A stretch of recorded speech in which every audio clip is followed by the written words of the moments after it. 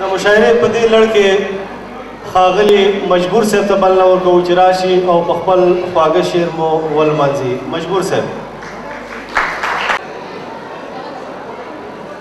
د مشاعرې ډېرو درنو او قدرمنو ګډون کوونکو د زړه د کومې درنې هیلې او سلامونه.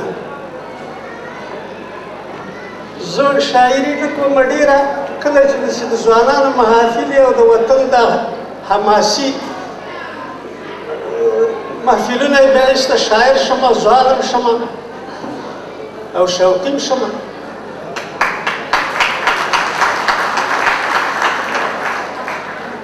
نو شعر مې وړوکی دی، یوه دقیقه یو توضیح کوم. یو مسله هغه دا ده چې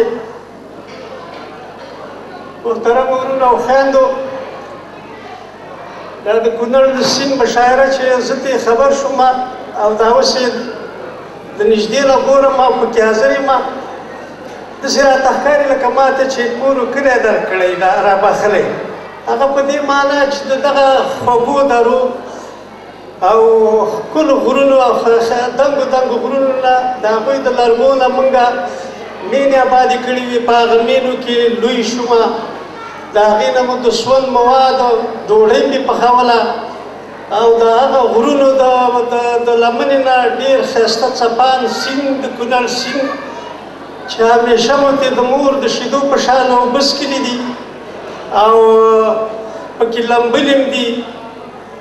نو د ډېر ویاړ ځای دی چې زه نن په داسې مشاعره کې ګډون کوم د ټولو ځوانانو او په ځانګړې توګه د لوی ننګرهار د ځوانانو او سپین ږیرو نه په درناوي هیله کوم چې د کونړ ځوانانو دغه څراغ لګولی دی او همت یې کړی دی، دې ته هر اړخیزه اوږه ورکوي او په بې غرضو مرستو او په ګټورو مشورو دوی وهڅوئ.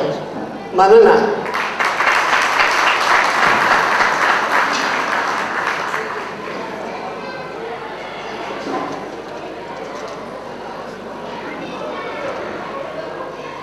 له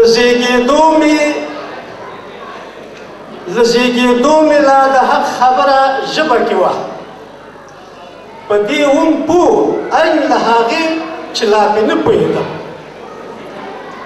د حق ویل، د حق غوښتل، حق مې پښتو ګڼله، ځکه منصور غوندې د دار کړۍ ته ودرېدم او د پښتون کور کې مې پردي لیدل ښه نه ایسېدل.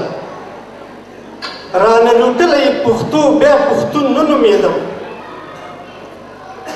او ګرم کړم اغیارو د پښتو او خپلواکۍ په مینه.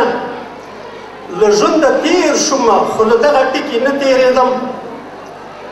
بیا یې درنې زلونې واچولې خپو کې راته او له شته ناشته شوم بیا شته شوم، لا له شته ناشته شوم بیا شته شوم، لا هم نه ټیټېدم. وی زنګولم په څو ځله د نمرود په ټال کې او په سرو لمبو یې وسېزلم خو ونه سېزېدم او چې مې خبره د حق نه وي په اغیار منلي یم روان په دغه لار چې کله ورسېدم.